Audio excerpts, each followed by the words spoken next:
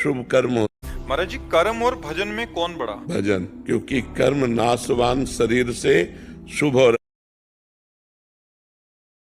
अशुभ कर्म होते रहते हैं, और भजन शुभ अशुभ दोनों को भस्म करके सुख ही सुख प्रदान करता है। कर्म में कभी सुख है, कभी दुख है, कभी लाभ है, कभी हानि है, कभी मान है, कभी अपमान है, कभी निंदा है, कभी स्तुति है। लेकिन भजन में केवल भगवान और महासुख।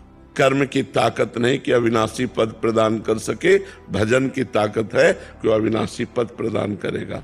कर्म तुम्हारा अच्छा से अच्छा बनेगा तो स्वर्ग लोक जाओगे, वहां पुण्य भोग कर फिर मृत्यु लोक आओगे। लेकिन अच्छा भजन बन गया तो भगवान को प्राप्त हो जाओगे। कर्म से बड़ा भजन है। भजन करते हुए कर्म करो तो भगवान की प्राप्ति हो जाएगी।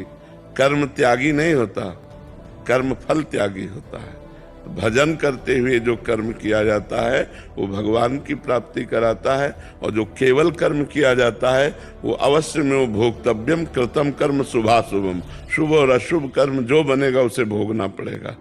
और भजन इन भोगों का विनाश करके भगवत प्राप्ति करा देता है। जो नाम जापक को सुख मिलता है, जो नाम की महिमा है, वो स्वयं भगवान नहीं वर्णन कर सकते। भजन की समानता कर्म कैसे कर सकता है?